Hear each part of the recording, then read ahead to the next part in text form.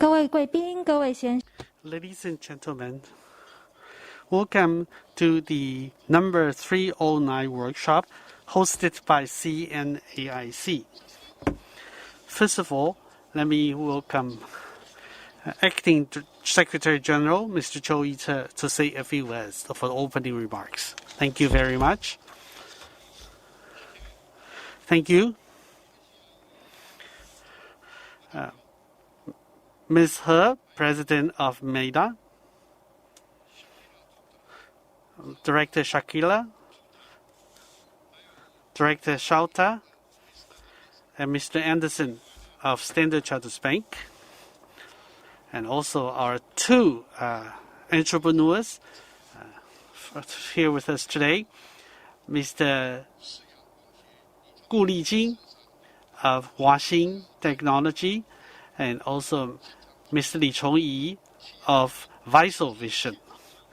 And ladies and gentlemen, hello to you. Welcome to today's seminar. My welcome to all of you here in person and people who are viewing us online. I welcome you to today's seminar. First of all, I would like to thank the Malaysian Friendship and Trade Center for co-hosting today's event. Malaysia is a focus of our new southbound policy and also a very important manufacturing base for Taiwanese companies in ASEAN. Malaysia is our number 8 exporting destination, our 6th importer. And Taiwan is a very important foreign investor in Malaysia. Malaysia has an industry structure that is highly complementary to Taiwan, and we enjoy very close bilateral ties in terms of economics and trade. Geographically, Malaysia is located at the center of ASEAN with abundant natural resources, very complete infrastructure. And in recent years, economic development has been astonishing, attracting a lot of multinational companies to invest in Malaysia, especially in semiconductor and ITC industries. According to my numbers, last year, the ICT industry and semiconductor accounts for almost 40% of Malaysia exports last year. COVID-19 casted very severe impact on countries around the world. Taiwan and Malaysia are no exception. According to news reports, Malaysia suffered even more severe situation than Taiwan. The business sector was impacted, and even the government regime is going to change because of the pandemics.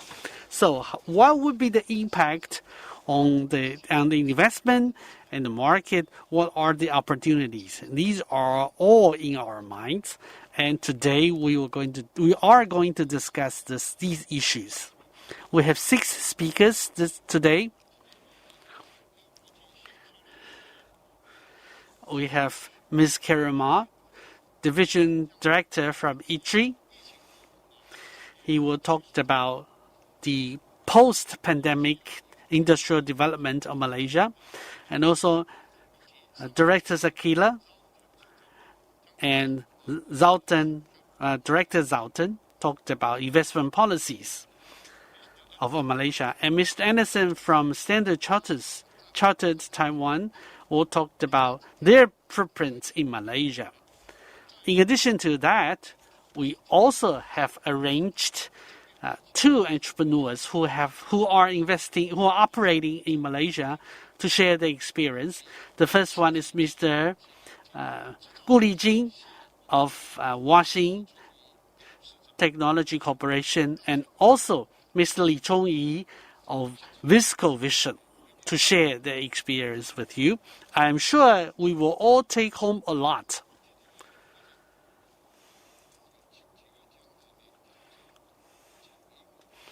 We have English-speaking presenters. Let me say a few words in English. For your presence. I would like to express our appreciation for the support of Malaysian Friendship and Trade Center in Taipei. Without your participation and input, we could not be able to make this event happen. Malaysia is a significant economic and trade partner for Taiwan. Now we are both facing the challenges of COVID-19. I hope that we can conquer this dreadful pandemic soon, so that the mutual business travel will be resumed to boost our cooperation. Thank you.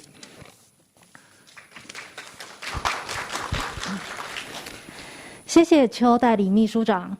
接着 Thank you, Acting Director. Next, I would like to invite the President of Malaysian Friendship and Trade Center, Ms. Sharon Ho Hui Ping, to say a few words.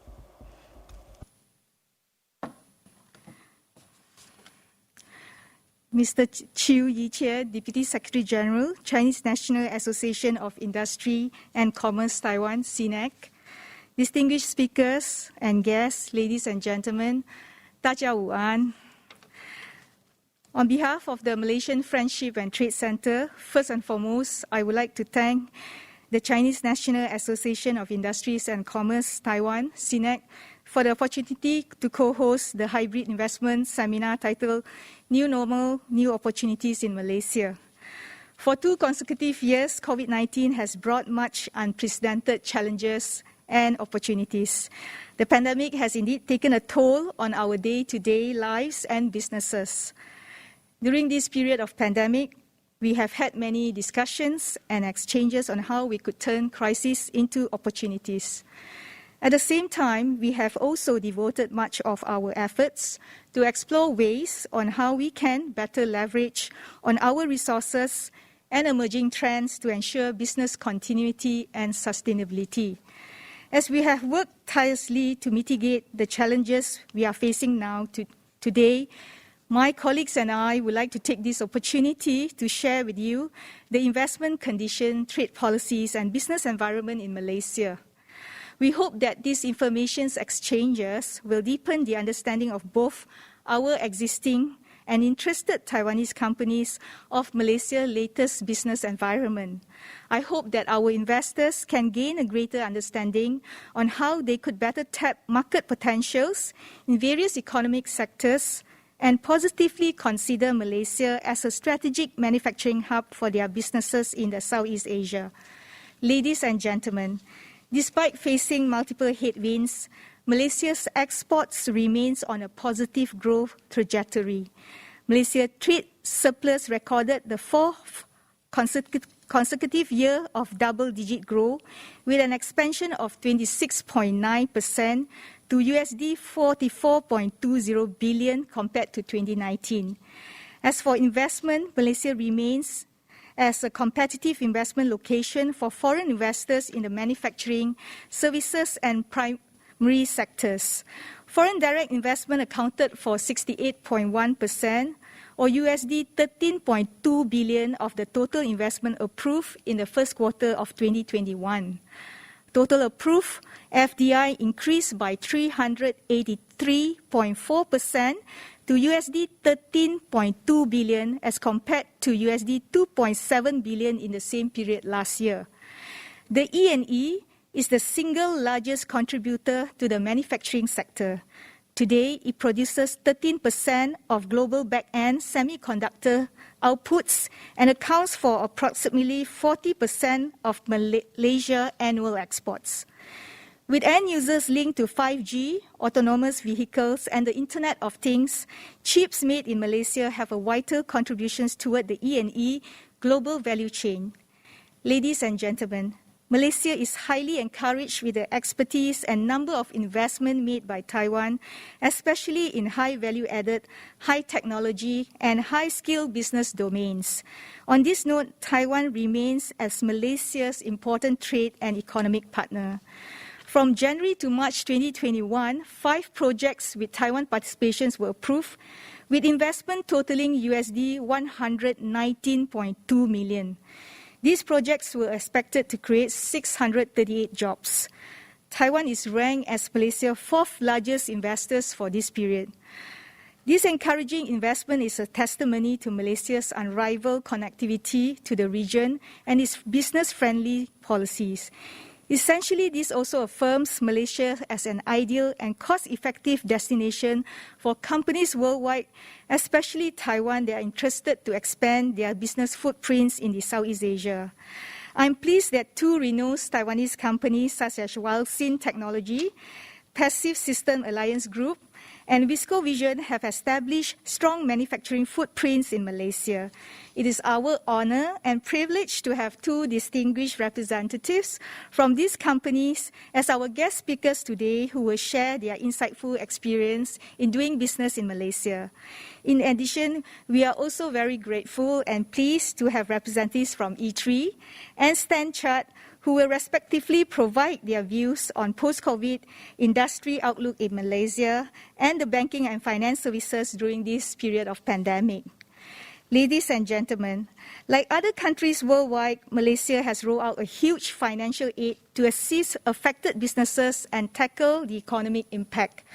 Among the incentive measures introduced to improve Malaysia's competitiveness in doing business, just to name a few, income tax rate of 0% up to 10% for the first 10 years, and 10% for the subsequent period of 10 years to manufacturers of pharmaceuticals products, including vaccines. Second, a 10% income tax rate for a period of 5 years and renewable for another 5 years for global trading centers. And special tax rates to selected manufacturing and high technology services companies that relocate their businesses or undertake new investment in Malaysia.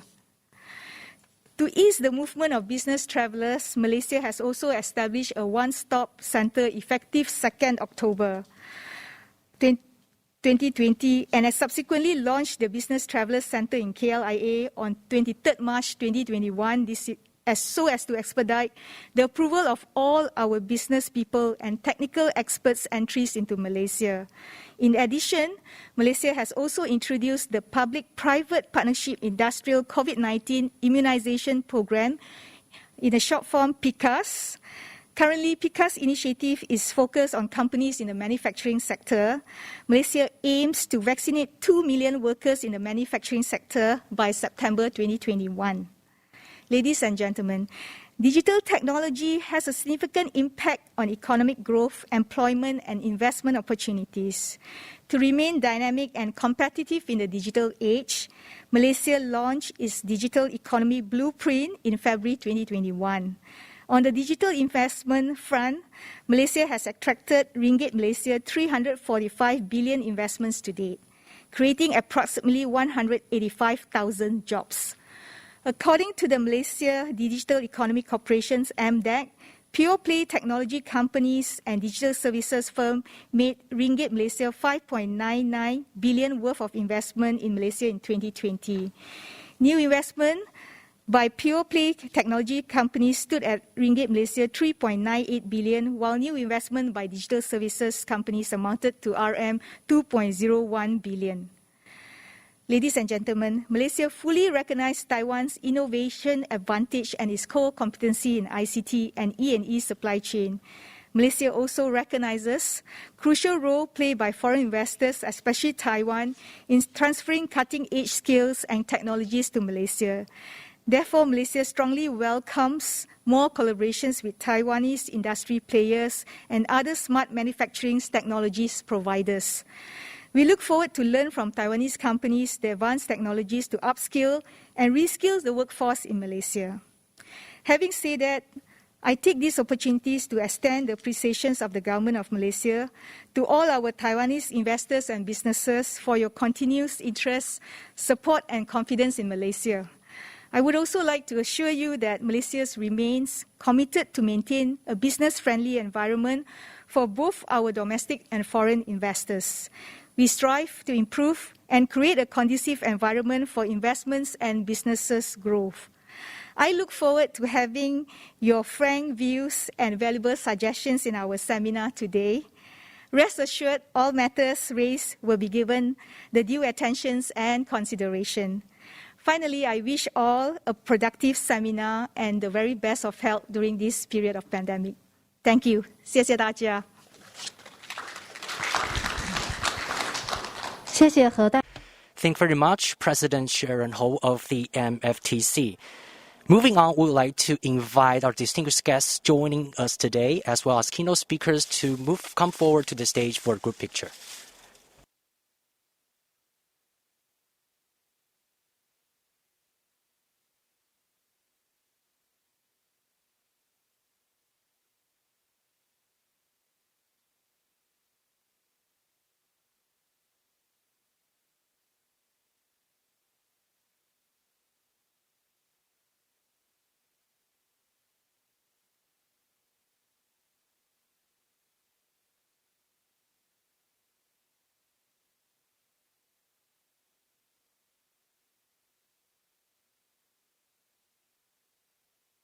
Thank you very much. Please take your seat.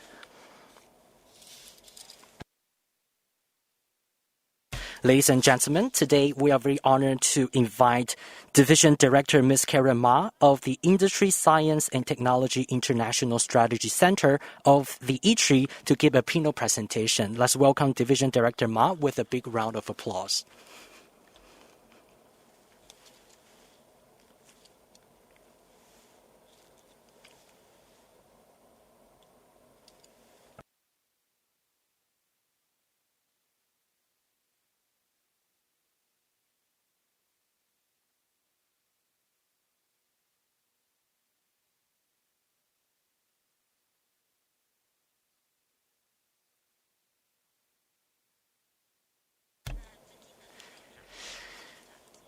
President Sharon Ho, CNIC Acting Director General Cho, friends and distinguished guests joining us here physically or online, good afternoon. First of all, I would like to thank the organizer for the kind invitation, and I'm very honored to take this opportunity to share with you some of the trends and outlook for Malaysia in the post-pandemic era. This is an outline of a presentation. I'll cover the industrial profile, investment advantages, key policies, as well as key areas for attention. I'll start by talking about some of the main industry clusters in Malaysia. In Malaysia, from 2015 to 2019, every year it registered an average of 4% to 5% of economic growth. Of course, last year it was affected by COVID-19, so the economy contracted by around 5% last year. Currently, the per capita GDP is about $11,000, which is second only to Brunei Darussalam and Singapore. It's the third place in terms of per capita GDP. There's only a $1,000 gap before becoming a high-income country by WB standards. One of the main growth momentum of Malaysia is its high-quality human resources and high percentage of English-speaking population, as well as comprehensive infrastructure. Its legal framework also offers a favorable environment, so that gives Malaysia an edge in terms of investment. It boasts key industries such as electronics, IT, as well as pharmaceutical, medical devices. These are some of the booming industries in recent years. Also, plastics, rubber, or oil and gas, which are naturally born in Malaysia, also contribute to some of the main industry clusters. Most of the industry clusters are scattered in the western coast area from Penang all the way to Johor. Is about 700 kilometers of coastline. And it actually has a highly accessible road transport, giving it a logistical advantage. So I could say that Malaysia provides favorable investment opportunities for foreign investors.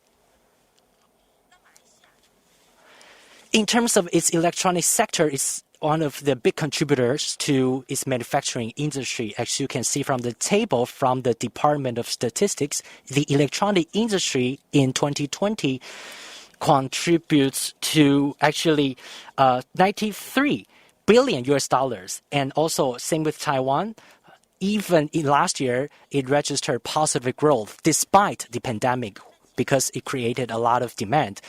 The second largest sector is oil and gas, and other related sectors which contracted last year thanks to the pandemic. But we see that the electronics sector went against the tide and registered positive growth last year.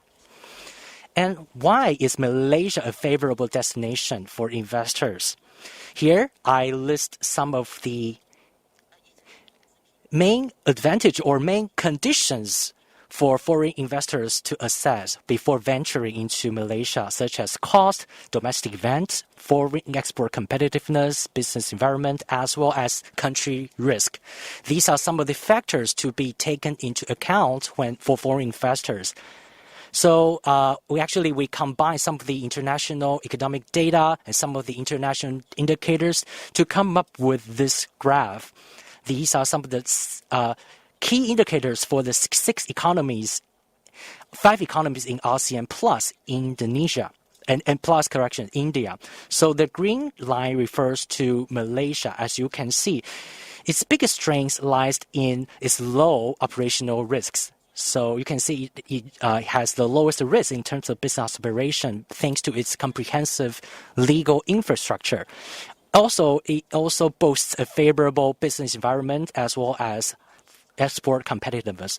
While the population of Malaysia is only 30-something million population, but it enjoys highest per capita income and GDP. So it brings great potential to foreign investors from the big population. As for cost advantages, while many of you may think that, well, the labor cost may be slightly higher there, but if you consider some of the logistics infrastructure and infrastructural advantages, the labor cost is not as high. If you move to the Philippines or India, you actually incur a greater greater cost of operation. You need to factor in some other costs from logistics as well as infrastructure.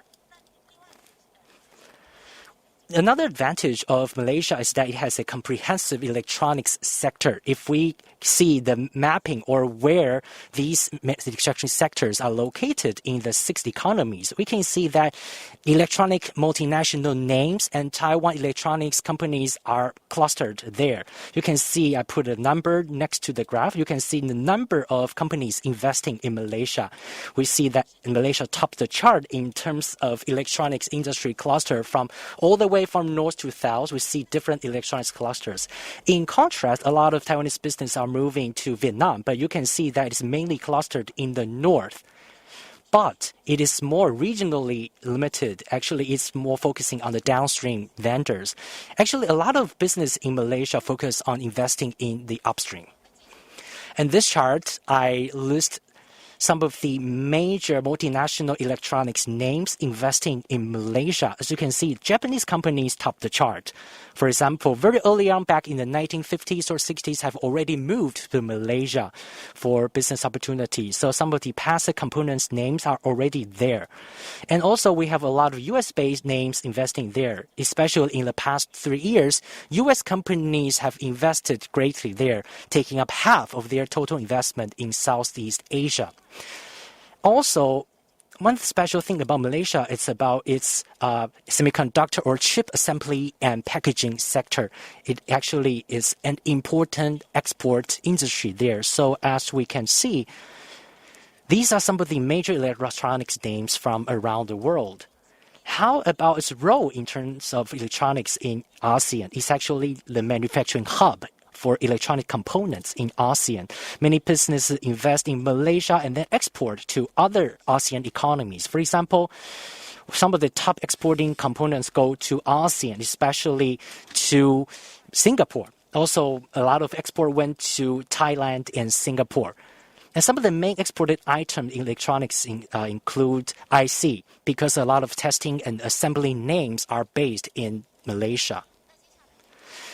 How about the investment of Taiwanese businesses in Malaysia? As you can see, from north to south, we see that they are mainly clustered in Penang, which featured electronics because Penang is actually the electronics hub of Malaysia. Moving to the central part of Malaysia, like Selangor, we also see a lot of electronics names based there. For biotech or pharmaceuticals, we also see a lot of investment out there.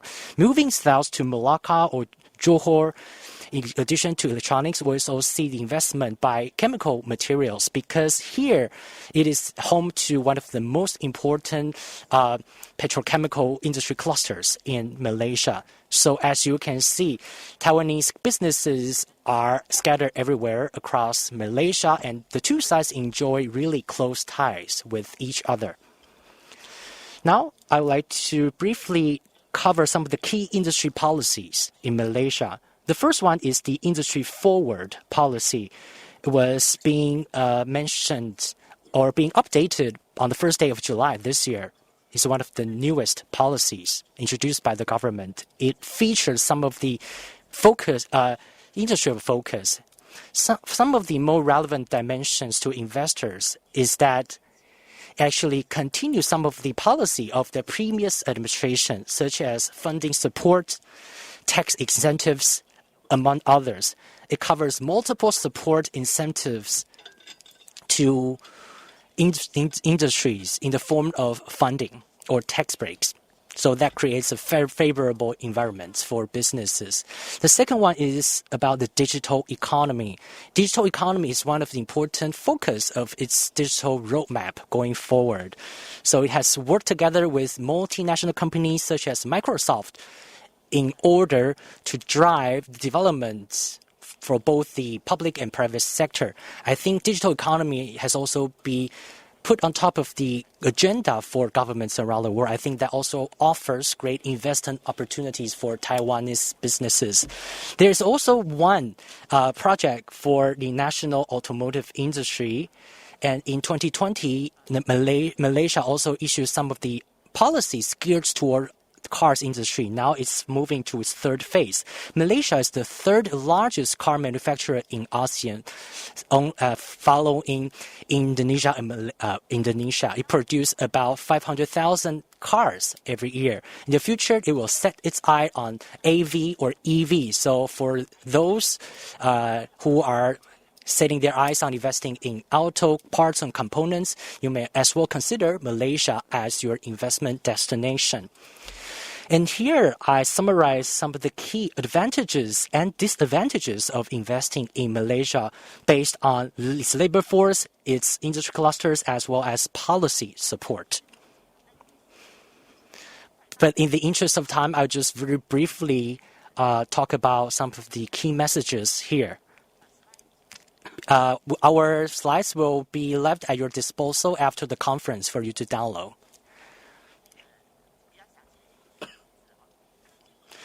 In conclusion, electronics is the largest manufacturing sector in Malaysia. It's also the largest exporting industry in Malaysia. Malaysia boasts its favorable business environment, sound legal framework, low operational risks, high-quality human resources, and international connectivity. So it is actually an ideal place for companies of manufacturing high advanced components and parts. And Taiwanese businessmen or business usually invest in electronics, but in recent years, we see more investment in the biotech space. The Malaysian government is also pushing forward development of Industry 4.0, digital economy, and next-generation cars. These are some of the key focus of attention going forward. That's the end of my presentation. Thank you. Thank you, Division Director Ma. Moving on, we would like to invite Director of Investment, Ms. Sakila Zakaria of MIDA, to give the next keynote presentation. Welcome.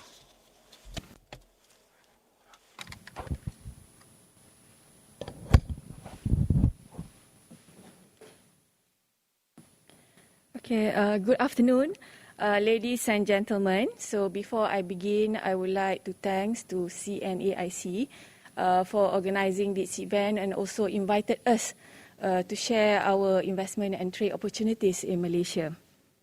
Okay, in my presentation, I will cover this point to updates on major new initiative to drive FDI into Malaysia, especially during this pandemic. So,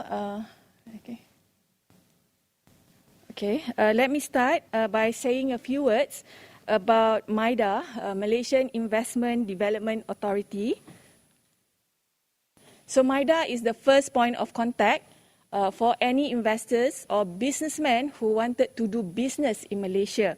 So as you can see, the chart here is actually our function. So our functions correspond with the investors' need, to do business in Malaysia. So we have 20 overseas offices, and our office in Taipei will serve Taiwanese investors and businessmen. So we have also 12 state offices to actually assist you during your operation and implementation time. Okay. As a dynamic and proactive investment promotion agency, we are not just to promote investment, but we also facilitate investors during implementation stage. This is to ensure that your project will be implemented timely. To further enhance MIDA roles in assisting investors, we have senior representatives from the key agencies, government agencies that are based in MIDA HQ in Kuala Lumpur, just to advise investors on government policies and procedures. Okay, these are our Taiwan strategic partners for us to collaborate and assist our investors further. So today we have here CNAIC, E3, and also Standard Chartered among our partners and together with us today. So in the few slides, I will share investment situations in Malaysia and Taiwan investment in Malaysia. In 2020, Malaysia attracted $40.7 billion in total of approved investment. So these investment approved in 2020 were in the manufacturing, services, and primary sectors. Okay, manufacturing has always been and will continue to be the key pillars of the Malaysian economy. So in 2020, a total of $22.7 million have been approved in these manufacturing sectors. Okay, Malaysia and Taiwan, we have been enjoying a long-standing bilateral economic relationship, and this has only continued to grow. And as at December 2020, Taiwan is our 8th largest investors during this period. So these were mainly, the investment were mainly in electronic, electrical, basic metal, textile, and petroleum products, including petrochemicals. So these are among the major companies currently in Malaysia. So we hope to see more Taiwanese company in this list. And today we have here Walsin and also Visco Vision to share their experience in doing business in Malaysia. So in the next few slides, we will show you our targeted area to further develop our industry. So we continue to encourage high-quality investment in the manufacturing sectors, especially in the catalytic subsectors, namely chemical, electrical, electronic industry, machinery and equipment, together with aerospace and medical device. And also within the services industry, we have lots of opportunities actually in the principal hub, logistics, and also green technology. Okay, so again, we also, to further develop our industry to embrace Industry 4.0, we have all these initiatives laid out for our industry to actually, to embrace this Industry 4.0. Okay. Beside the fiscal incentive, Malaysia also offers investors a dynamic and a vibrant business environment with the ideal prerequisite for growth and profit. Okay, Malaysia is strategically located in the heart of Southeast Asia. We offer a cost-competitive locations for investors who intend to set up their offshore operation for the manufacturing of advanced technology products for regional and also for the international markets. Our investment policies are business-friendly and promotional, so foreigners can own up to 100% equity in the company, and you're also free to repack your income, and we have liberal policies for employment of expatriates. And we also offer a very competitive investment package for our investors. For new investors, you can opt for pioneer status or investment tax allowance. For pioneer status, you can the exemption, the income tax exemption, can go up to 100% for a period up to 10 years. And you can also, or you can opt for investment tax allowance. Up to 100% qualifying capital expenditure incurred within 5 years. So for any existing investors who are currently in operation in Malaysia, you can also go for this reinvestment allowance. Let's say you have already enjoyed 5 years of your incentive under pioneer status, and then you have another expansion, new line, so then you can go for this reinvestment allowance for another 15 years. And also to attract the high level of investment and high level of technology, we also offer customized package incentive. This is where we negotiate the terms and the incentive that we offer, that we could offer to our potential investors. So, and then moving forward, so we would like also to propose companies who are looking for investment location to also consider Malaysia as their supply chain hub. So besides we are offering the existing competitive incentive earlier, we also announced this special package of incentive for companies who wanted to relocate and expand production facilities into Malaysia. So under this incentive, we offer you zero tax rates, can go up to for 15 years. So you can enjoy zero tax rate up to 15 years based on your capital investment. So and also this incentive package is also for the existing companies that currently operating in Malaysia. Okay. Besides the incentive, we also offer investors a young, educated, and productive workforce at a cost competitive with other countries in Malaysia.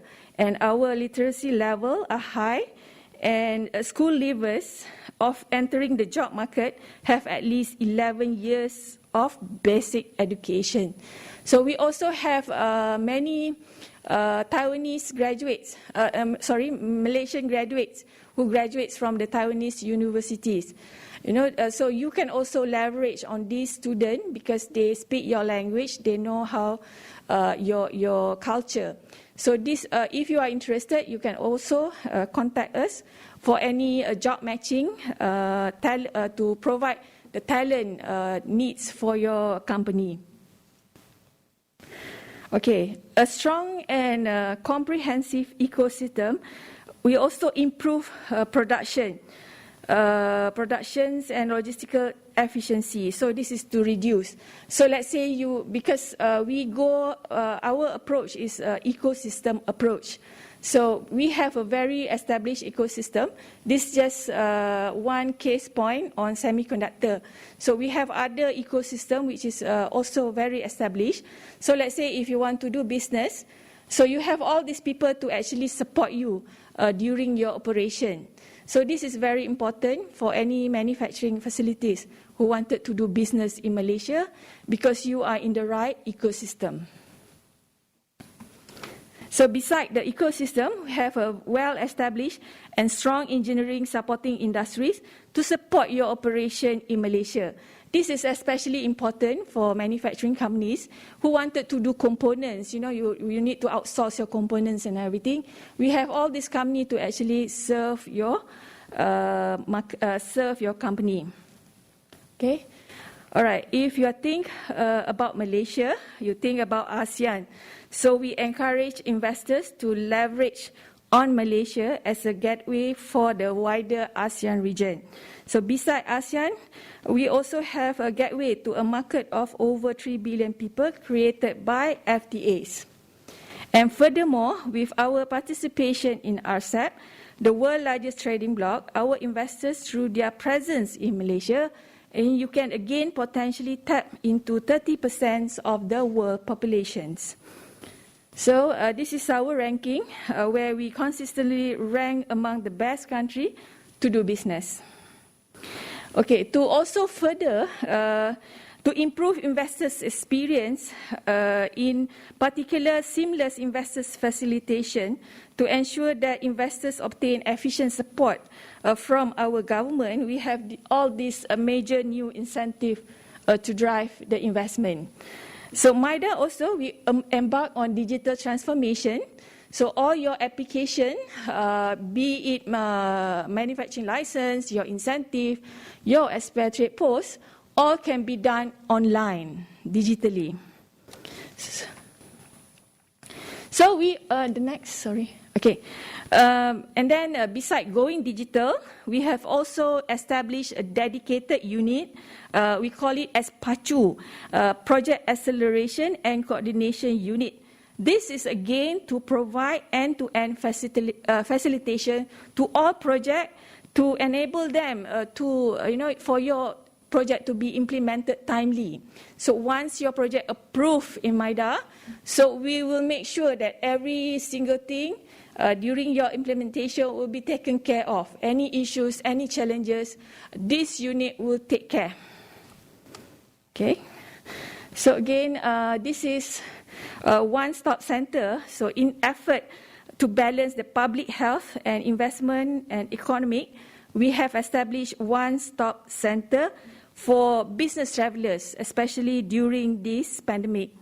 So MIDA managed this initiative together with other representatives from relevant ministries to handle all applications for short-term businesses, less than 10 days, and also for the long stay. So this is very important, especially you wanted to do business in Malaysia, to enter Malaysia during this pandemic and also during this movement control order. So this is types of travelers that come into Malaysia, long-term stay, and then we have this My Travel Pass system, and also for short-term stay. For short-term stay, this is for the business travelers. This is where the stay can be up to 14 days. You can be considered to be exempted from quarantine, but with a very strict itinerary.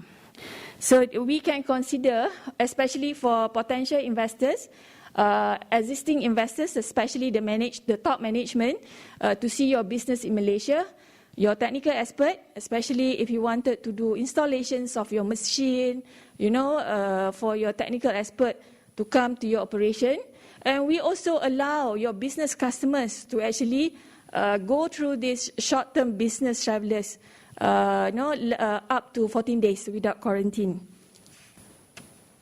So all the application for one-stop center is done online. So this is the website. So this is our business traveler centers. This one is in KLIA, our airport. So this is where we receive our business travelers going into Malaysia, using this short-term business stay. So we done all the testing here. We have people, liaison officer, to actually, to assist you during this time. So, okay, this is my office. This is my live slide. So if any of you or if you wanted to do business in Malaysia, or you want assistance for business and for your operation, do not hesitate to call us or to contact us.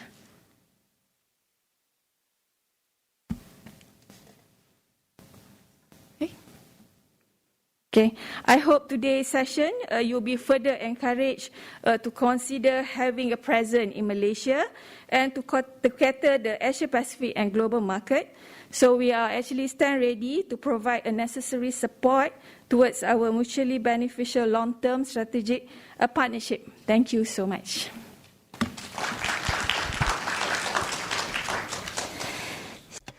Thank you very much, Director Zakaria. Moving on, we'd like to invite the next keynote speaker, Director for Trade, Ms. Sauda Mat-Isa from MIDA Taipei, to give the next keynote presentation. Welcome.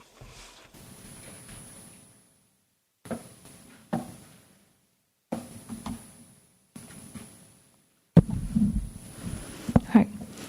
Thank you, Ms. Sharon Ho, President of Malaysian Friendship and Trade Center, Mr. Chu Yi-Che, Deputy Secretary General, CNAIC, distinguished speakers, ladies and gentlemen. Đại gia午安. Okay. I will complement what my colleague Maida have mentioned just now. So I will focus more on the trade. And more or less, we have some topics covered. So I will skip some slides. And because only 15 minutes, so I have to make sure I will highlight key things for the presentation today. Okay. Right. Okay, sorry. Okay, sorry. Right. The outline of my presentation will cover on Malaysia economy, trade and performance, and then about our trade, our office and our services, which cover our network activities and so forth. Also 10 reasons to do business with Malaysia. I think already covered some of the information from the previous slide. And last but not least, on Malaysia product and services capabilities.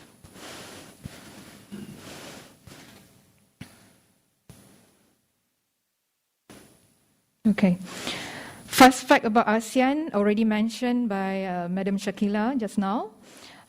We are comprised of 10 member states and with a population 655.9 million. And ASEAN is the fourth largest exporting region in the world. So as you can see, because of Malaysia's strategic location, actually there are vast and massive opportunities in terms of both trade and investment. So there are big opportunities for you to consider and work with Malaysia, right? Okay. Right. Okay. Malaysia has established itself as one of the most trade-friendly countries in the world, exporting a competitive and quality range of products and services, and to more than 200 countries and territories around the world. And today, an integral part of the global supply chain and recognized at the world under the World Trade Organization, WTO, we rank as the world 25th trading nation and 26th largest exporters and also importers in 2019.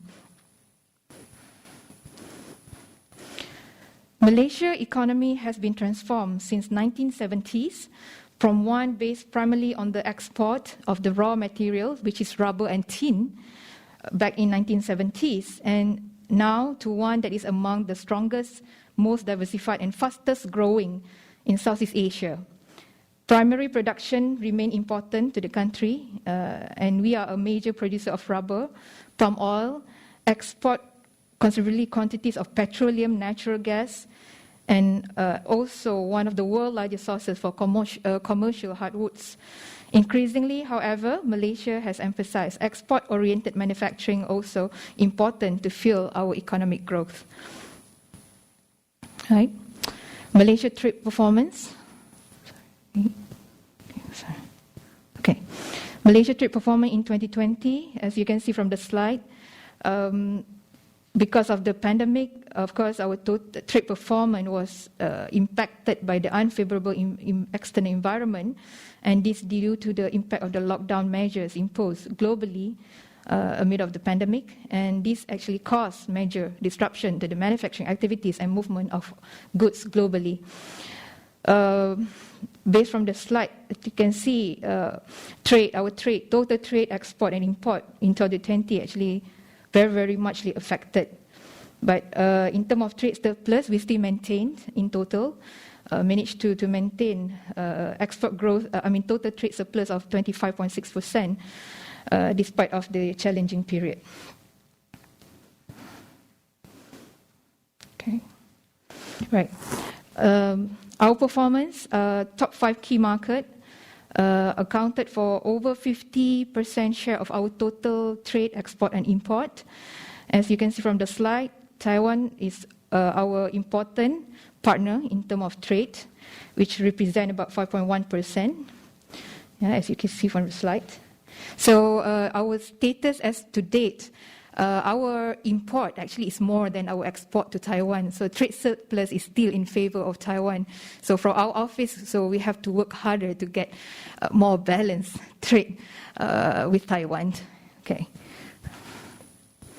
Okay. So, right. These are the major export-import products, where 60% of this contributed our products export to our export and imports.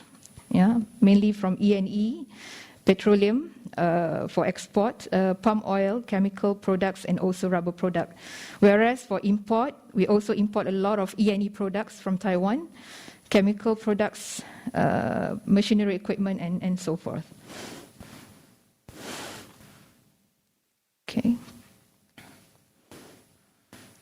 High value-added products, this is also significant in terms of our export growth, which is recorded for medical devices, other manufacturers, optical and scientific equipment. Okay. All right, now I'm going to touch on this.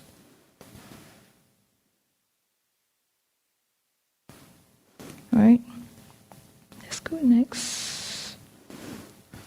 Okay. How our bilateral trade with Malaysia, between Malaysia and Taiwan back in 2020, our total trade with Taiwan recorded at 21.89 billion, whereas Taiwan total trade with Malaysia recorded at 19.34 billion. And as I said earlier, that even though we have, in terms of total trade, we have more than Taiwan, but still, in terms of trade surplus, is still in favor of Taiwan. So we still import more products from Taiwan. Okay, a little bit information about our office. So we actually the National Trade Promotion Organization of Malaysia, and we are reporting under the Ministry of International Trade and Industry. And also we are sister agency of MIDA, so our focus is more on the trade, and MIDA will focus more on the investment. Okay. Sorry. Okay.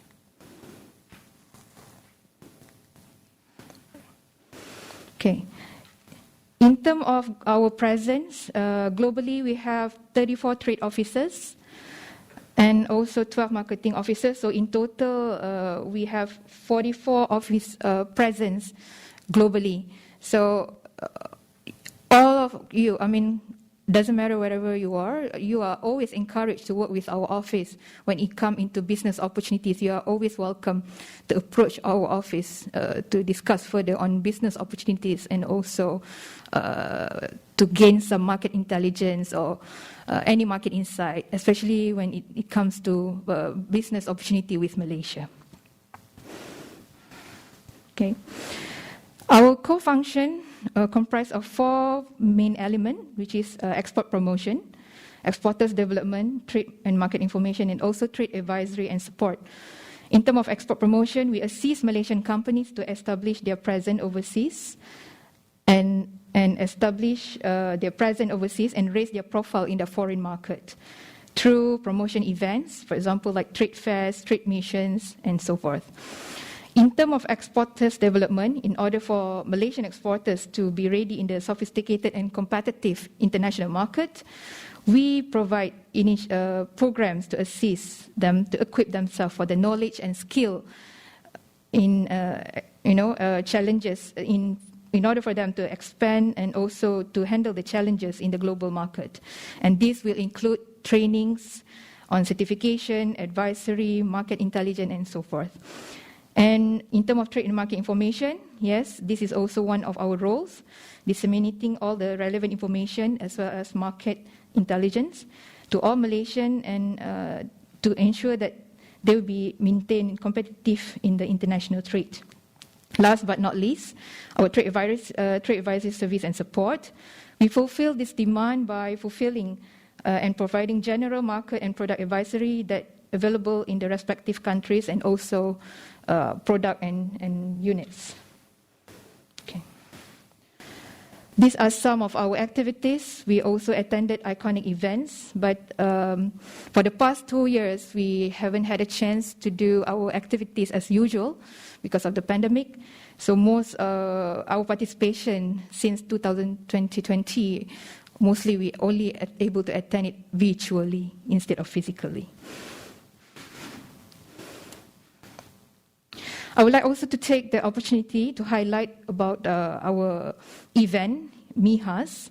This is, as you know, that halal industry is thriving, fast-growing global phenomenon. So the growing Muslim population worldwide actually have translated into rising international demand for halal products and services. So this year, Madrid once again will be organizing the 17th edition of the Malaysia International Halal Showcase, or in short, MIHAS. And this event remained the world's largest halal trade event, and also a flagship event that aims to facilitate of sourcing as well as selling quality halal products and services abroad. And upcoming event will start on 9 September, which is offering virtual exhibition, will last for 4 months until the end of the year. So we inviting participation from all Taiwan companies who would like to explore and expand and promote your product and services through this MIHAS. Okay. This is some of Malaysian companies that have a footprint in the market. I think some logos looks familiar. For example, you have Julie's, you have some Kia here, Sapura Energy. So they are from multiple industry cross sectors, but of course more or less you can see actually more F&B products still in the market. Right. 10 reasons to do business with Malaysia. I think this one already covered my colleague, so I won't touch this in detail. Right. So I just go next to next slide. Okay, so Malaysia as the world's largest, and mainly for these 333 products in respective sectors, which are palm oil, optical, scientific equipment, manufacture of metals, E&E products, machinery equipment and parts, wood products, iron and steel products, petroleum product, rubber products, textile, as well as sawn timber and molding. For example, one of those strengths under E&E. Malaysia electronic companies are leading player globally with a significant amount of all electronic export being contributed by semiconductor devices, integrated circuits, IC, and transistor and valve. These companies are also capable exporters in their own right and specialize in various areas, including electronic manufacturing services, wafer fabrication, IC design, assembly, and much more.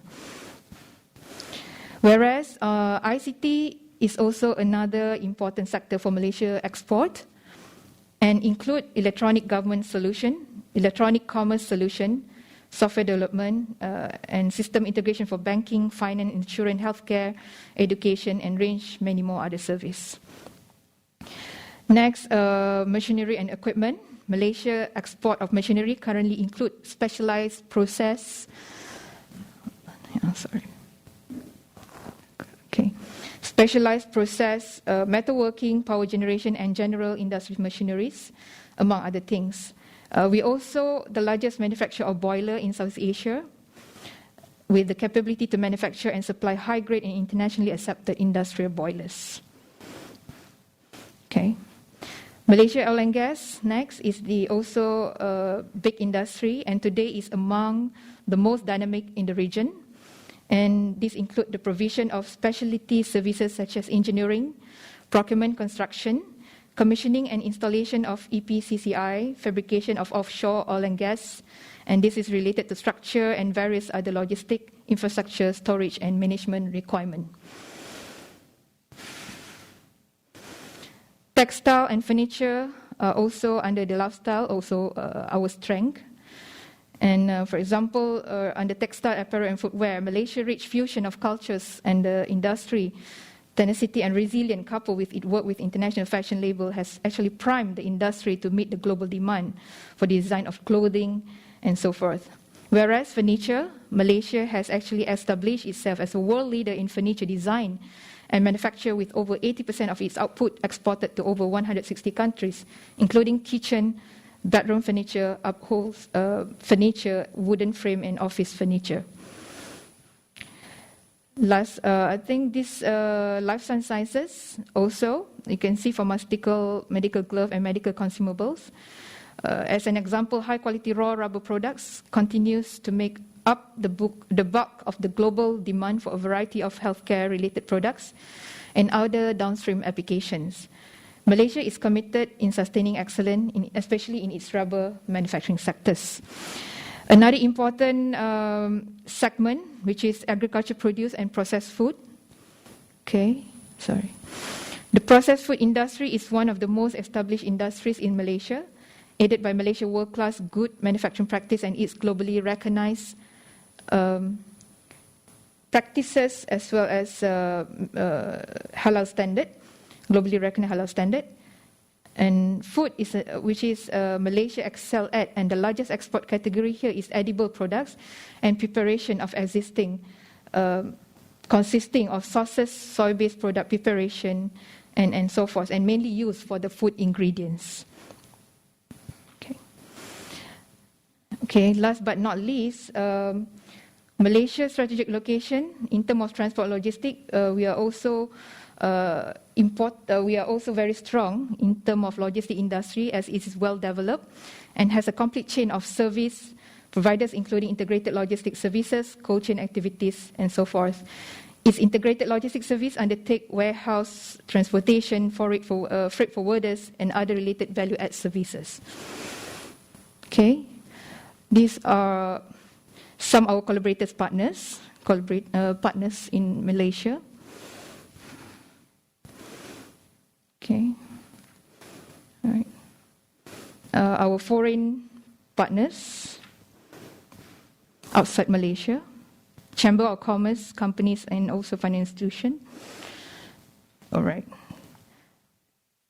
Okay, and Malaysia has assured that it has kept the rapidly transforming technologies utilized in global trade, commerce, and financial sectors. So today, our capability conducting business efficiently and effectively within the knowledge and digital economy. So our tagline, Choose Malaysia, aptly described that the country capabilities to produce quality products and services and its ability to help you to do better in your business. So please, you may always welcome and consider us as your preferred sourcing partner for the world-class product and services. Please contact our office if you need to find ideal partners or Malaysian suppliers to suit your business needs. And with that, I will end my presentation. And you may contact me through my email here. Okay. Yeah. If you have any further question on the trade side. Thank you. 谢谢。谢谢沙乌坦处长。接下来很荣幸邀请到渣打国际商业银行韩德胜总经理进行分享，请大家鼓掌欢迎。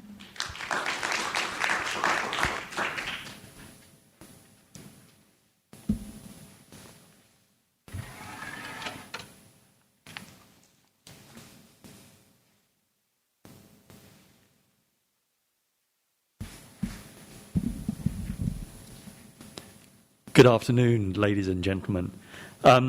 Firstly, I would like to thank CNA, IC, and MIDA for inviting Standard Chartered today. I'd like to thank Deputy Secretary General Chu, Ms. Sharon, and Ms. Sayakala as well, and distinguished speakers. It's nice to be here in person, I have to say, after 3 months. So it's a pleasure to be with people physically. And let's hope that the situation in Taiwan continues to improve, and we remain vigilant at the same time. Actually, Malaysia is really close to my heart. So I'm married to a Malaysian. So I've spent many, many years in Malaysia. And then also interestingly, we'll be having a colleague joining us from Malaysia she's currently the head of corporate affairs, brand and marketing in Malaysia. And she'll be transferring to head up the same function for Standard Chartered in Taiwan. We have very, very close links as an organization between Malaysia and Taiwan. Today I was going to talk about Standard Chartered as a bank and how we can help you in terms of your investments and your business in Malaysia. And just to give you a little bit of a flavor, I won't talk to this slide because I think many speakers have already spoken about the trade flows between Taiwan and Malaysia, the foreign direct investment. It is very, very material. The one part that is interesting is we did do a survey with PwC. It will be published in September, and we will provide that to you. But we asked the question, which of these major economies within ASEAN do you think offers the best expansion, sales, production opportunities for your company? Malaysia was ranked very, very highly. So again, I think that there is great opportunity between Taiwan and Malaysia. We are a global bank. I thought I would share this with you. We're in 59 markets with a physical presence, and we operate across 150 markets. We're probably the only bank with a presence in all ASEAN markets, and we've got a presence in most of the Asia markets as well. And actually, we've been in these markets for decades, and in some cases, a century or more. Two examples of that, a century or more, Malaysia and India. So we really do know the markets across the global footprint, and in particular across Asia. I think many of you will know Standard Chartered in Taiwan, but I thought it's important because this is all about connecting between Malaysia and Taiwan. So Standard Chartered in Taiwan, we're a full-service bank here in Taiwan. We've been here since 1985. We acquired Hsinchu Bank in 2007. We operate with 66 branches, 3,000 employees. We cover a full suite of banking services here. So all of the corporate banking services from cash management, digital banking, trade services, foreign exchange, advisory, capital markets, as well as retail and wealth management. And we've won a number of awards here that we're very proud of, and I've highlighted a few here. So, one in particular, Best RMB Bank, Best Service Provider across liquidity management, and Best Liquidity and Investment Solutions. So we really do provide excellent services to our clients. Malaysia. As I mentioned, almost 150 years in Malaysia as an organization. We have 7,000 employees. We have a huge investment and commitment in Malaysia as an organization. We run a major service center for the wider bank in Malaysia, as well as the core banking operations. We have 28 branches. We're located in all of the main cities. We have over 5,000 corporate clients. We're a trusted banking partner. And if you look at our corporate business, we bank all of the majority of the Malaysian conglomerates, over 400 multinational corporations based in Malaysia, and also many, many local corporates. And in financial institutions, we're a banker to banks, insurance companies, as well as funds. We have 24% of the euro-dollar market share and 9% of the overall US dollar transaction market share. And in terms of Taiwanese clients, we bank many Taiwanese clients in Malaysia. We'd like to bank many more as well. And that's across a variety of industries, from electronics, logistics, real estate, shipping, chemicals, manufacturing. And as well in Malaysia, we have a full-service retail bank as well. So we provide employee banking as well as consumer banking. We have an excellent relationship with the Malaysian government and the various institutions in Malaysia. So MIDA is one of those, and we provide a lot of advisory services to the government as well. So we are well connected and can support companies who are interested in investing in Malaysia. The next slide, probably I've touched most of this already. The point I was going to raise here was we also provide full-service Islamic banking, and we've had an Islamic banking business in Malaysia for close to 15 years now.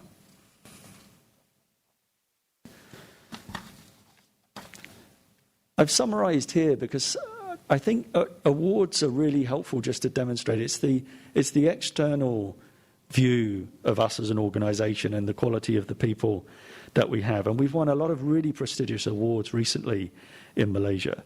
So a couple of examples. On the top right, we won from the Malaysian Payments and Excellence Awards. We were the only international bank to win an award here for Best Direct Debit Bank. From Global Finance, we won Best Islamic Digital Bank, and that was for the 4th consecutive year in a row. And that reflects our strong digital offering. The next two awards I was going to summarize really kind of link back into our network business and demonstrate the strength of our network business. So again, on the bottom here to the right, with Global Finance, we won Best Bank for Cash Management. And then from the AAA Awards, we won Best Working Capital and Trade Finance Bank. So a real broad category of awards that have been provided to Standard Chartered in Malaysia. And I think it should give confidence for companies that are looking to invest from Taiwan into Malaysia in that we are a banking partner that can genuinely assist you. I thought I'd just provide a couple of case studies. So I've got 2 case studies here. One represents a Taiwanese manufacturer of lead frames for semiconductor devices. What were they looking for in their banking relationship to support them in Malaysia? They were looking for a bank that was well connected from a network perspective. So I demonstrated before the markets that we operated in. They were keen for us to have a presence in Malaysia, Japan, Singapore, and China, and to be able to provide cross-market banking services, working capital finance locally, as well as collections and payments. So they were very impressed with our straight-to-bank digital technology offering, as well as providing staff payroll. So we provided all the payroll services for their staff, as well as it was important for them in terms of getting best execution on FX, so foreign exchange and foreign exchange advice. So it was really, the way we looked at this, it was an end-to-end provision of banking services to the client and really leveraging on our strength as a network bank provider. The last case study I thought I'd share with you today is a little different. This is a company that was looking to invest into Malaysia as a first-time investment for the acquisition of a 75% stake in a Malaysian island for, it was just in excess of $1 billion NT dollars. First ever project in tourism. They were really, really looking for that investment advice and experience in terms of setting up in Malaysia. That was very important for them.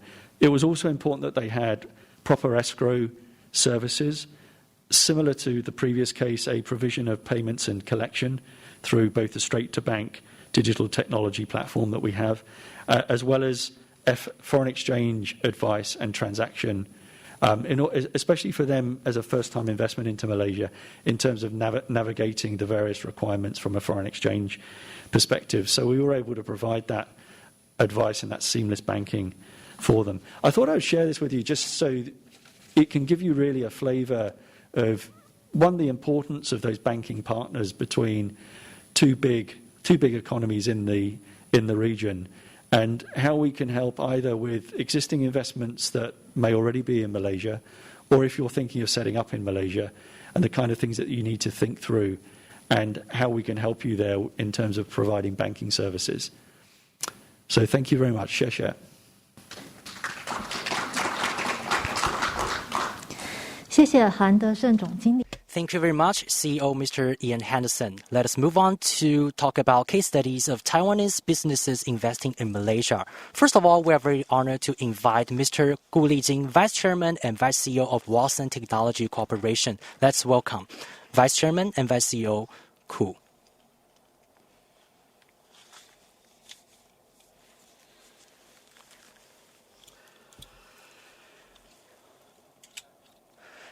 President He, Acting Secretary General Cho from the CNAIC, distinguished guests, ladies and gentlemen.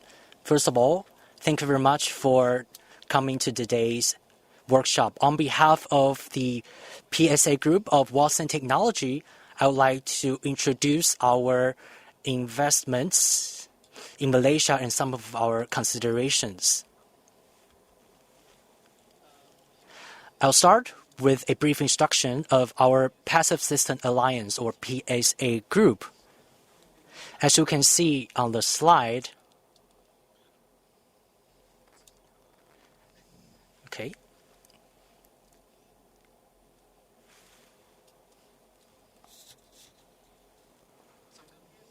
The PSA Group actually has a global footprint. We have 9 exchange or OTC listed companies in Taiwan, and there are 12 companies on the group with 40,000 more employees. Our main business covers basic passive components. You know that we boast the production of passive components. We also produce PC board, ESS, and IC assembly and testing. That's for Walton.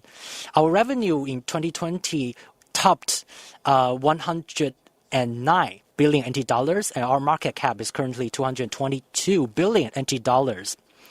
Elsewhere, you can see that Watson Technology produces chip resistors, MLCC. We actually top the chart in terms of global rankings.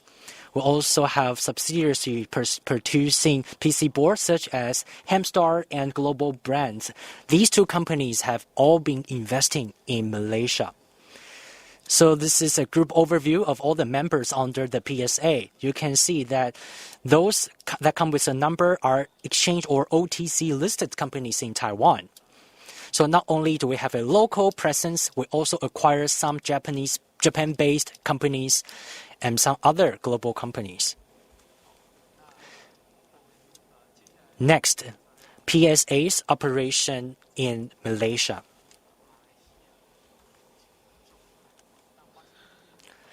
Watson Technology back in 2006 acquired Kamaya Electric from Mitsubishi Materials. So over the past 15 years or so, we've been able to expand our presence in Malaysia, for example, in Ipoh. And most importantly, we think that this place offers great advantages to our development roadmap. In addition to China, in order to protect our clientele, because our customers hope we can diversify our global footprint and operations, or they hope we could diversify our products and services. So we should try to strike a balance between different country risks, or risk coming from costs or country selection. So we've been able to have established a global presence. This is why Watson Technology, or even Elna that we acquired, Global Brands, or Silitech, a subsidiary of Compal, and recently we acquired Soshin Electronics, an established name in Japan. So it's actually used to be under the NGK group of Japan. Of course, Toto, you all know, that a toilet equipment manufacturer in Japan. But Toto sold Soshin Electronics to Watson Technology this year. So we acquired this company this year. So these companies all have their established locations in Malaysia. Many of Japanese companies, as you know, like to invest in Malaysia. I think there are several reasons to explain for that preference. So this is just the geographical positioning of our companies. Now, let me talk about the reasons why many of our subsidiaries decided to invest in Malaysia.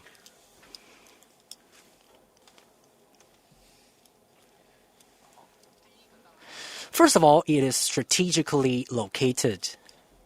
I think the geographical locations is really pronounced. You only fly 3 to 5 hours you can fly to China, but it presents its unique sets of challenges. So Malaysia offers a strategic alternative. And secondly, it offers a sound and stable business and investment environment. Actually, a lot of companies have already ventured into the Chinese market and have even tried to venture into Vietnam. But in comparison, we think that Malaysia offers a more stable and democratic environment with very promising outlook. For example, in China, sometimes you face pollution requirements and so forth, posing some challenges. Some of them are extremely stringent. You also face intransparent tax regimes, making it difficult for you to make arrangement before your investment. But in comparison, Malaysia enjoys a more stable business environment. It offers you a very transparent investment scheme. You can know everything from paper. It is as it says on paper. So it is very different from other countries where there might be some instabilities going on. Also, that also helps in recruitment.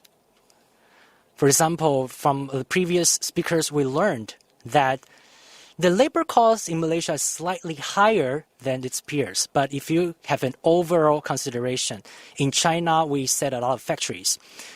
When we recruit employees in China, we have to shoulder many transparent costs. But it's not like this in Malaysia. It's more transparent. Thirdly, Malaysia boasts comprehensive infrastructure like water, power supply, and highly accessible road transport network.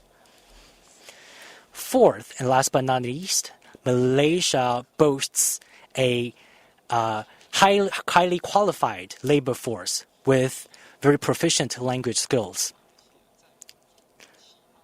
So you can actually see Malaysia as a springboard into other ASEAN countries as it offers language advantages. For example, many Taiwanese companies need this kind of springboard to venture into other ASEAN markets. So these are the 4 reasons for us to choose Malaysia as our investment destination. Going forward, we also plan to expand our presence in Malaysia. Outside of China and Taiwan, we must find a strategic base in ASEAN.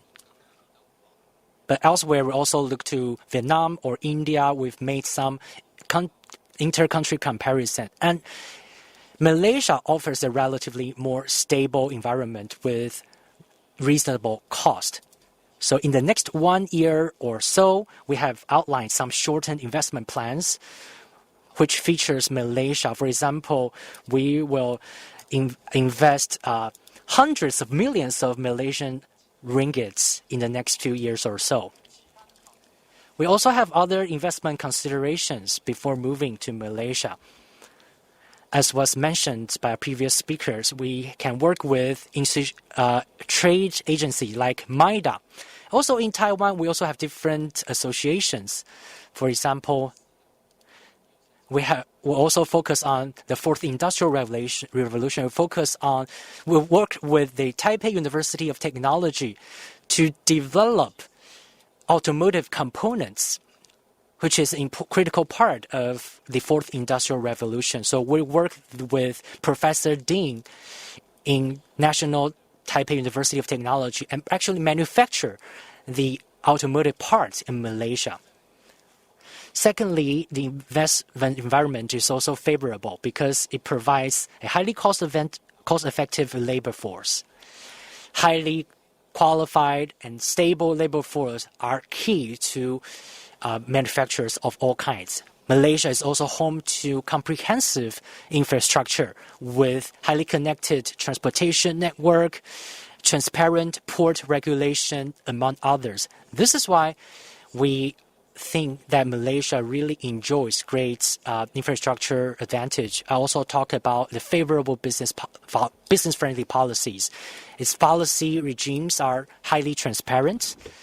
So Actually, you can learn everything from what they tell you. There's no surprise factor involved. You will not be surprised to find that, well, your investment has become very different from what you originally expected. I think that is actually an advantage to businesses from Taiwan. Well, these are some other relevant issues pertaining to investing in Malaysia. I think some of the speakers have already touched on these. For example, the language proficiency. For example, in Penang, many of the Hokkien population speak Hokkien. There are also investment or trade agencies offering services to the Chinese population, or they offer training or workshop. And we also have a lot of Malaysian students pursuing higher education here in Taiwan, and then they return to Malaysia to become valuable human resources. I think this kind of bilateral exchange really is critical.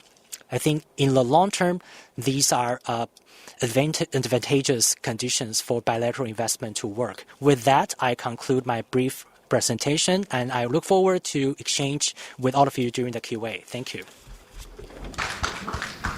谢谢顾副董事长。 Thank you, Mr. Gu. Next, we are going to invite Mr. Li Chongyi, Chairman and President of Visco Vision. A big hand for Mr. Li.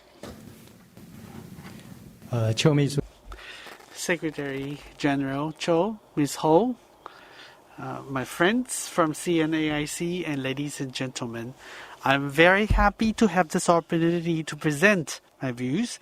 This is a wonderful occasion. We have two representatives who operate in China. PSA is a very big group. They wanted to have a global footprint. Malaysia being part of that overall strategy to provide a fluid, non-stop service to everybody. But my company is very small. We are a small enterprise. Our top priority over the past few years was not to grow, but to survive. I'll talk about history later. We started in 2009. Survival has been always a key priority to us. I think this is a wonderful arrangement. PSA is a big company. My company is a small company, so you hear different views. So at the beginning, let me talk about my company, Visco, and how we invest in Malaysia, and share our experience in our investment in Malaysia. This is my company. The company was established in 1998. As of 2009, there was a structural change. 2009, we were incorporated into a bigger group. Our main product is contact lenses.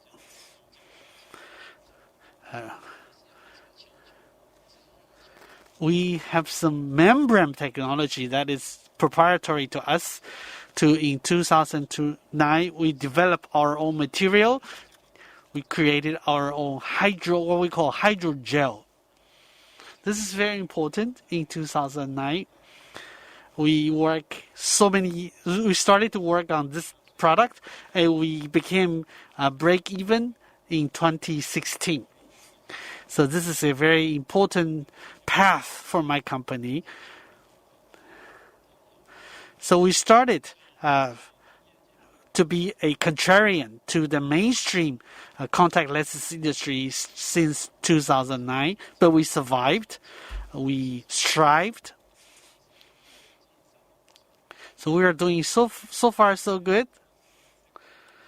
But for this product segment, we are the biggest in Asia. We rank number 5 in the world. We are also one of the biggest hydrogel supplier. We have 950 employees. most of it in the factory. Taiwan, we have headquarters and R&D. About 80 people in Taiwan. Everybody else is in Malaysia. Our capital is about 550 million. Our revenue was only 1.5 billion. Compared to PSA, we are really, really small. We have only one manufacturing, which is in Malaysia, Penang.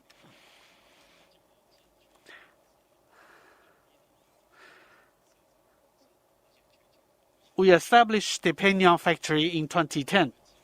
And this is the only factory of our company, of my company. We have a brand called Refrair. Refrair, this is the Japan brand. So Refrair used to be my client, but we acquired this client later. And now we are now traded over the emerging stock board. This is our factory in Malaysia.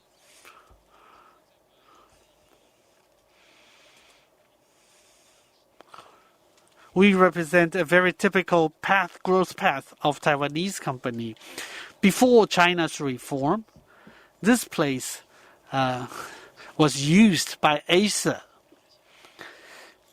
Acer rented this place from Malaysian government. Later, Acer moved the whole facility to China, and this place was left vacant. In 2010, we rented this place.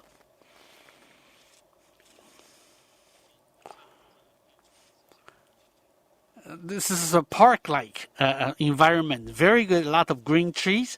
This is very typical of Acer Group. They used to produce CRT monitor, but now we are using this location to produce contact lenses. On the left lower hand side is the accumulated investment past 5 years. This year estimated our investment should be approaching $2 billion in Malaysia. And we are planning on expanding the facility. To the right hand side, our revenue, because of pandemic last year, we did okay, fair. But at the beginning, we had a hard time at the beginning, but we grew very fast after that. To be sustainable, you need to have a reliable factory facility. So from Visco's perspective, why we believe Malaysia is a good investment decision.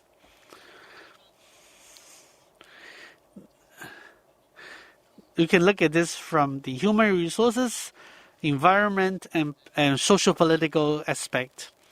From this human resources facility, we see high quality workers. Malaysian workers are of high quality. 40% Malaysian. 40% Chinese. I would like to hire local Chinese, and they speak Mandarin, Malay, or English. It's very useful to us. And we export our products to around the world. And Malaysian employees are all very fluent in English, so they have no problem producing documents.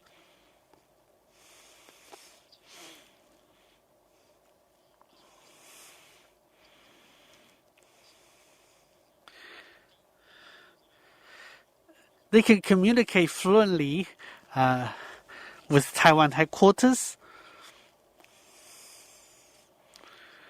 And they have very good English ability, so they can get a very strong grip and understanding of documents and regulations. And very friendly foreign worker policies.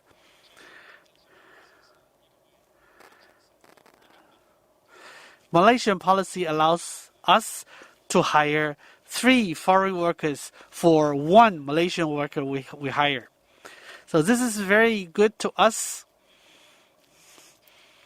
I joined the company in 2013. Minimum wage was 600 ringgit. Very low, actually. Today, the minimum wage is 1,200. Minimum wage is 1,200. Maybe it's moving towards 1,500, I think.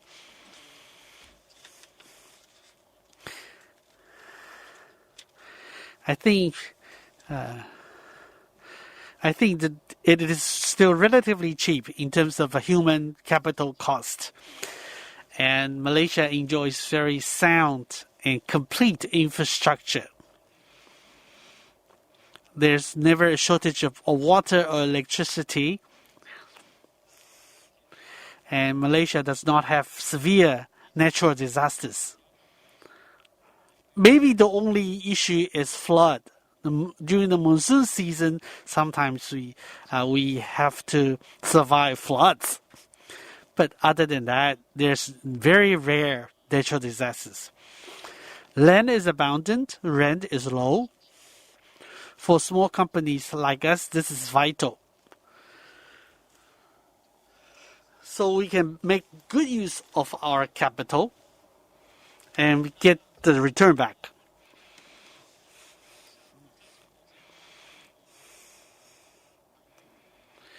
And we received a lot of help from Maida. I thank you, Maida, for this. And we have assistance from local Taiwanese companies as well. The Taiwan Business Association is also very helpful to us.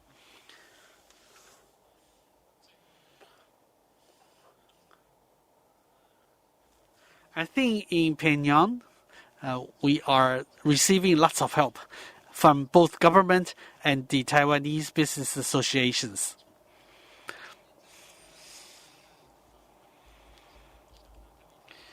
As I said earlier, in terms of political and social economic conditions, Malaysia has a very complete and very business conducive environment in terms of regulations.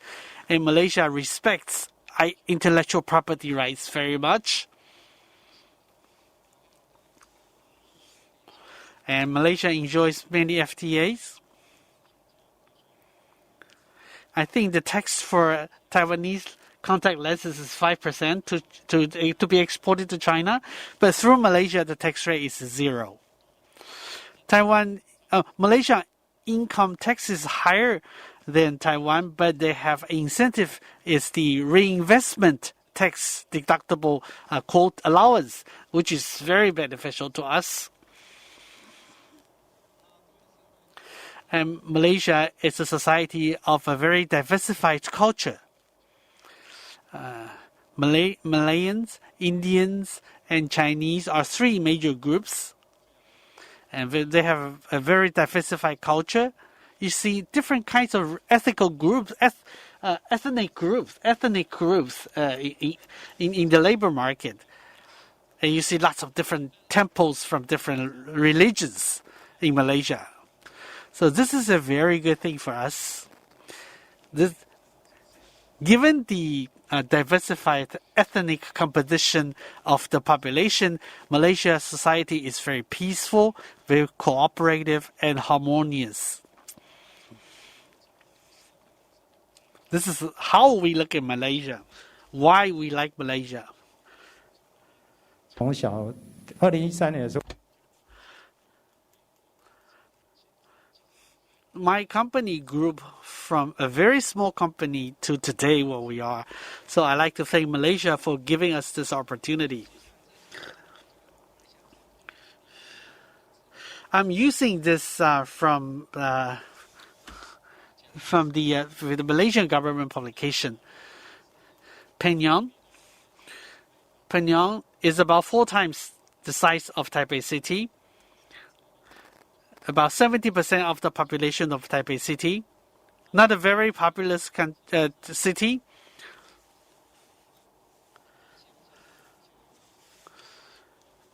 Malaysia has 3 major industrial zones. The pink one is the oldest one. Airport is there.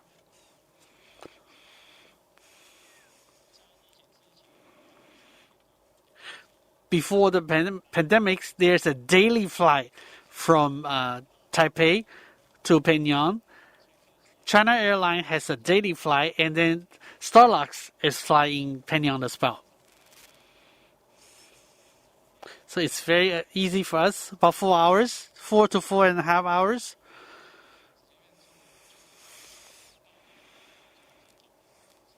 So the island is very small. When you land, you are already very close to your factories already. The upper right hand corner, this is the second industrial zone where my company located. The white one is the Penang Bridge at the middle. The bridge at the bottom is the second bridge. The green part is the new industrial zone. Several thousand acres of land available.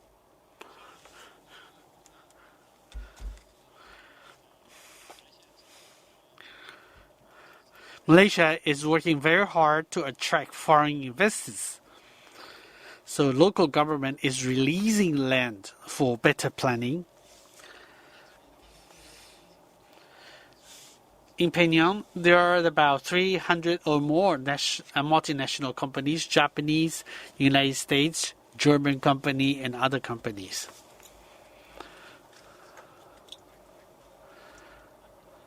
Micron just arrived in Malaysia.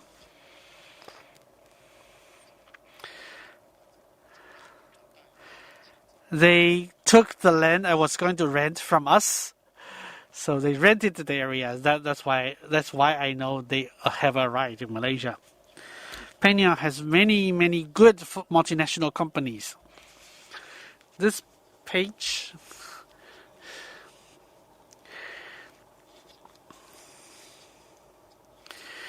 Penang ranks very high in terms of foreign investment from Malaysia. Lots of foreign investments.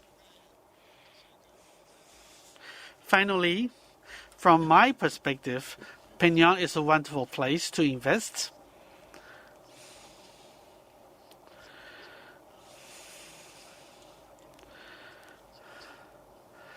A lot of Chinese ethnic group for you to hire.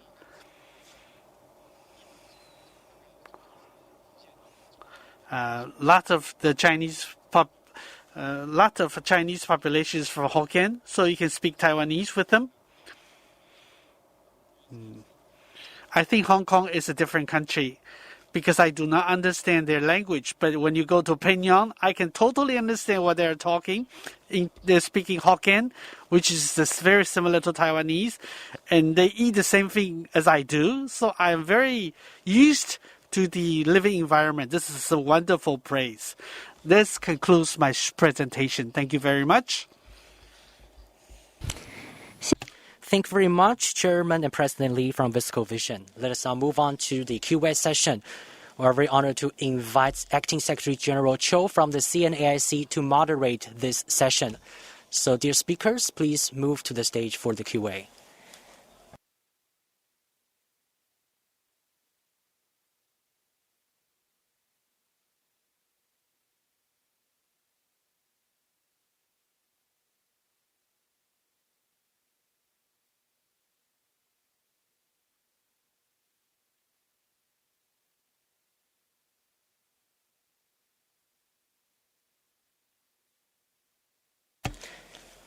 Thank you very much to our 5 distinguished speakers, which made really informative and insightful presentation.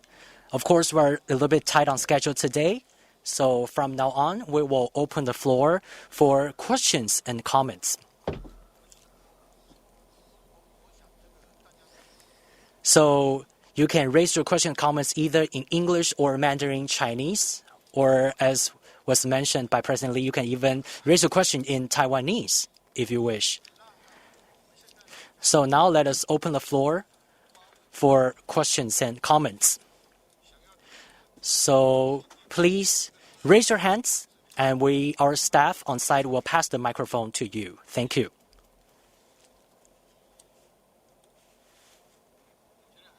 I think today is really a rare opportunity where we have some experienced Taiwanese businesses and experts from ITRI and the banking sector and representative from the Malaysian government to gather under the same roof to share with us some of their experiences and policies. Please take this opportunity. Well, if you're a little bit shy, let me ask the first question. Just now, President Lee and Vice Chairman Koo both mentioned that in Malaysia, the labor cost is reasonable. And Chairman Lee also mentioned that in addition to reasonable labor cost, Malaysia also boasts favorable foreign labor policy. So my question here is that, well, among all the ASEAN economies, Malaysia's infrastructure is really one of the best, probably second only to Singapore. But in terms of population, Malaysia actually has a smaller population in comparison. So I can imagine that, well, of course, in Malaysia, it has a need to import foreign labor. And just now, President Lee said that for every one domestic worker, you are allowed to hire 3 foreign workers. And recently, when preparing for this workshop, I did some research, and based on my understanding, recently they have introduced a new policy, so now the ratio is 1-to-1.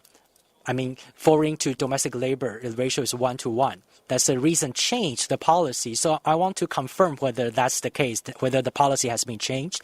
And my second question to President Lee is that, well, you are a manufacturer of contact lenses. It should be a highly automated manufacturing sector. But you are still using foreign labor. So in which area are you using foreign labor, and how much does foreign labor take up your total workforce? Over to you, President Lee. Thank you.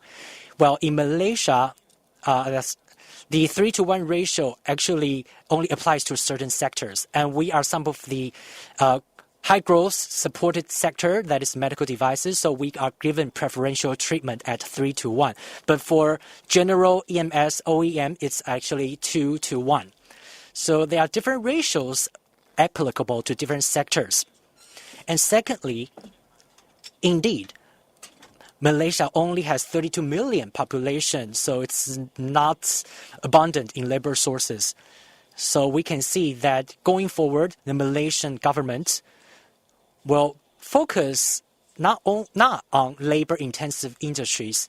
So they are actually setting their sights on automation, AI-enabled factory, and so forth. So indeed, the Malaysian government is making a transition to reduce reliance on foreign labor and actually move forward to high-tech areas.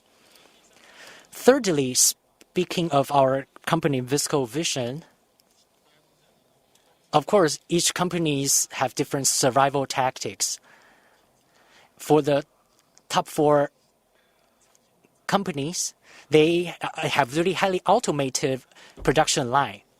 So virtually, they actually rely really less on human force, labor force. They can have really highly automated production line. But we, as a small company, we serve a variety of customers with different specifications. So we need to, our laborers need to change from production line to production line. That's why we call for a high demand for labor force, and also we can only automate to a certain degree.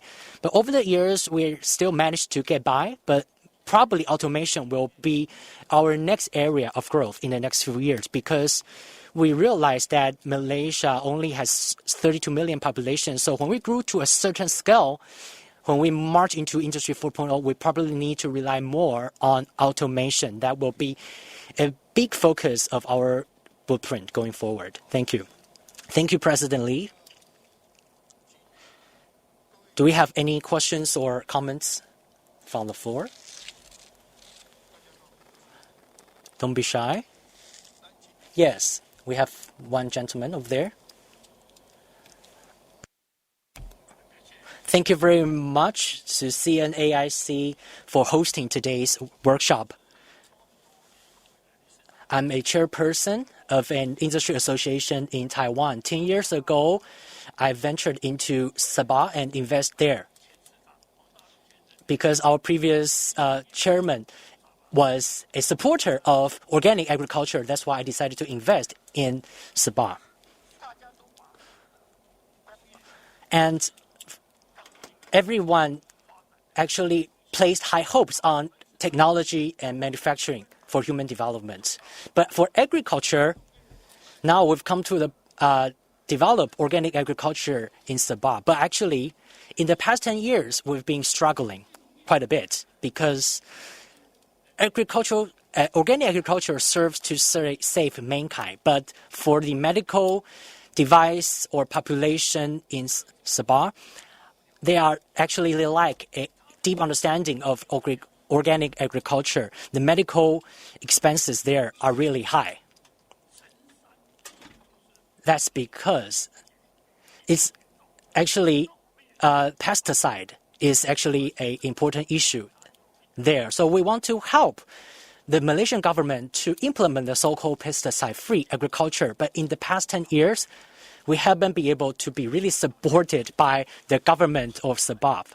So I would like to take this opportunity to talk about the one-stop center or one-stop service that you just mentioned.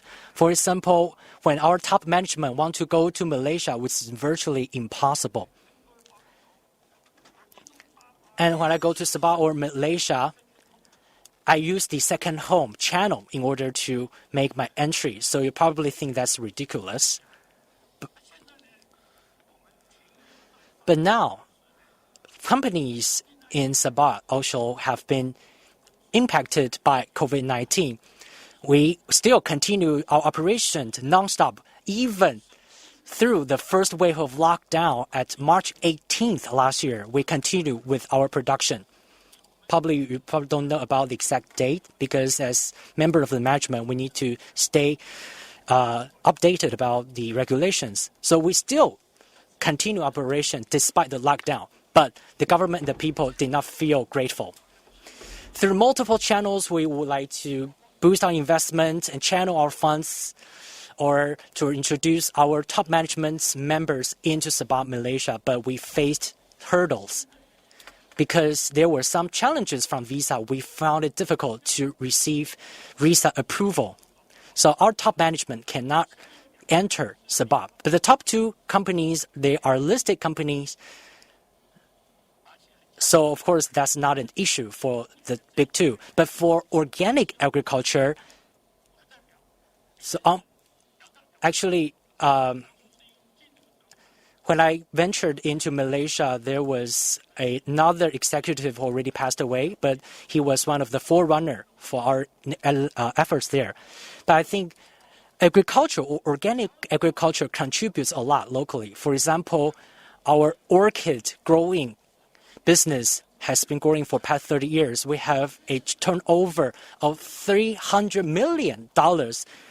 We can grow orchids and export our flowers into the Middle East market, but we can't find proper distribution channels. It's very difficult for us to achieve our business opportunities. So I would like to take this opportunity to raise our concern to CNIC Deputy Acting General because I am the chairperson of my association. I need to speak out for my association. We excel in our agricultural technologies, and Sabah in the past few years actually has a lot of mountainous areas, pretty much like Taiwan. So my first call for action is that please give me a channel give us a one-stop shopping window or one-stop service center to address or iron out some of our investment difficulties to facilitate bilateral exchange so that we can continue our local investment there. Thank you. 我想这个问题呢，我们先请 Perhaps Director Shakila can respond to this question. All right. Thank you for your interest and your investment in Sabah. Okay, as for the traveling to enter Malaysia during this period of time, pandemic, so we have we have already established the one-stop centers. This is regardless of any investment in Malaysia, be it agriculture or manufacturing. You are welcome to actually to use this channel to enter Malaysia during this time.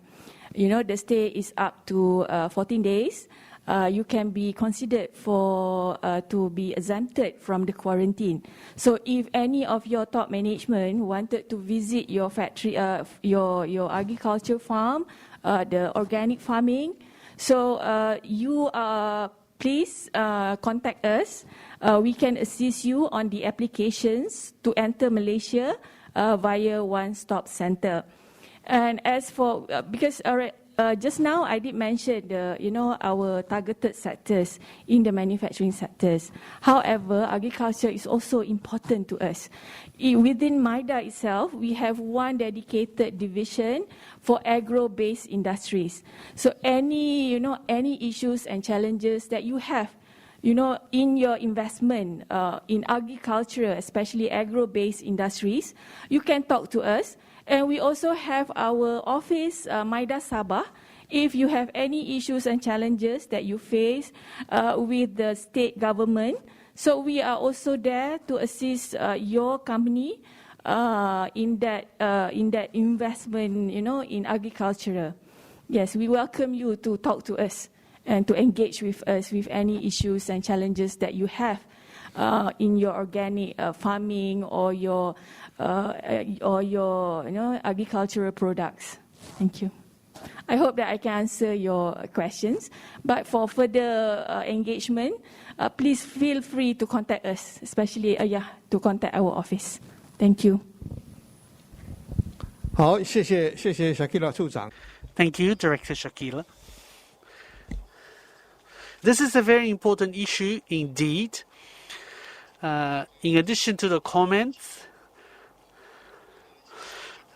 the gentleman mentioned about the entry Malaysia issue. I read from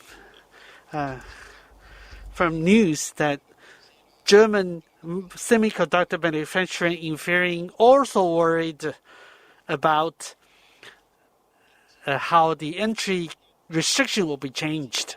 So this is a wonderful opportunity to hear what Taiwanese business wants to solve, what challenges they're facing. This is a wonderful opportunity to know that. I'm sure this can be resolved very quickly. Further questions, please. The floor is open. The gentleman over there.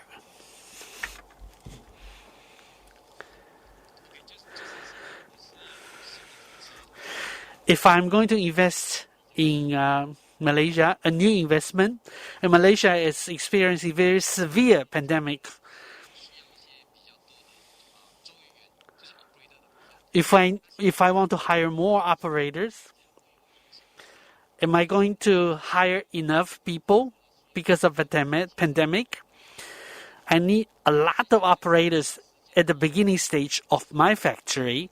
I don't know how the pandemic is going to influence the human resources. Malaysian local employees, both Malaysian workers and also foreign workers, because I need lots of workers, a lot of operators. Maybe we cannot hire enough Malaysian labor, Malaysian workers. My question is, given the pandemic, can we still hire foreign workers? Okay, if that kind of investments, with lots of employees, so we welcome those investments into Malaysia, especially this time. We are looking for jobs, people are looking for jobs and everything.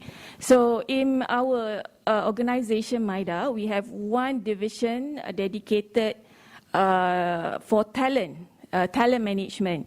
So if let's say you have the need for to engage to employ talent, you talk to us your requirement.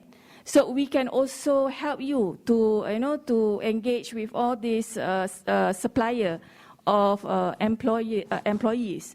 So we have done this so many programs before in our HQ, where we conduct interviews, we help company to engage our talent, to find the employee, and we have all this Ministry of, Human Resources also with us to help you to find the suitable talents. As for the foreign worker currently, due to the pandemic, we currently freeze the engagement or the hiring of a new foreign worker. But do not worry, we do have enough talent locally to suit whatever needs that when you come and invest in Malaysia. So we have done that before. Even one Taiwanese company in here, we also do the job fair for our Malaysian student currently studying in Taiwan. So we have done that before, no problem. You come to see, you come to us, and we can discuss on the needs of your talent for your investment in Malaysia. Thank you. 这个 COVID-19 呢，真的是把 COVID-19 is actually disrupting our economic activities. So certain things become very difficult. And sometimes we run into lockdowns. I think it's a wonderful opportunity for you to voice your concern. Maida is here to listen to you. I'm sure they will help you as much as possible. Any further questions? If not,